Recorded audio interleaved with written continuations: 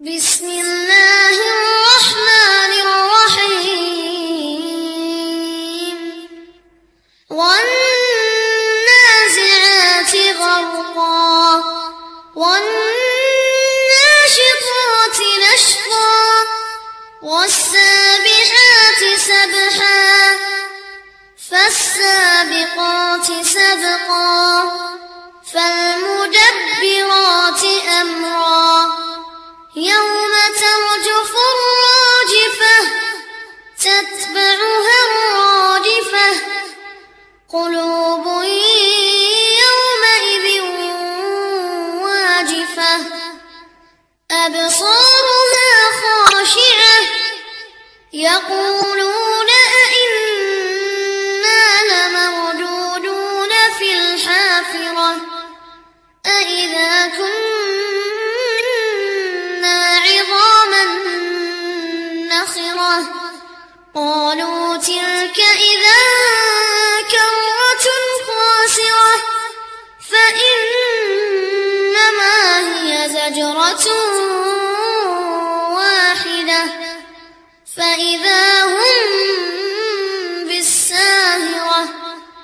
هل أتاك حديث موسى إذ ناداه ربه بالواد المقدس طوى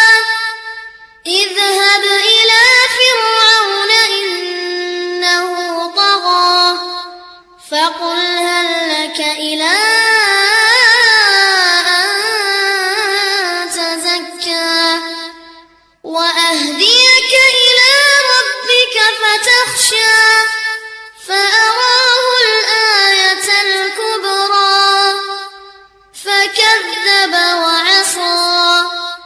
ثم أدبر يسعى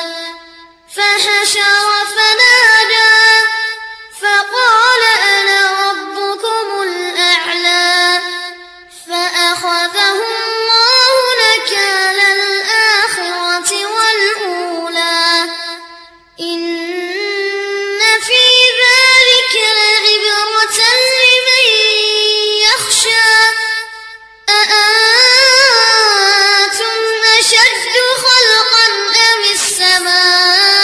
السماء بناها رفع سمكها فسواها وأغطش ليلها وأخرج ضحاها والأرض بعد ذلك دحاها أخرج منها ماءها ومرعاها والجبال أرساها متاعا لكم ولأنعامكم فإذا جاءت الطامة الكبرى يوم يتذكر الإنسان ما سعى وبرزت الجحيم لمن يرى فأما من طغى وآثر الحياة الدنيا فإن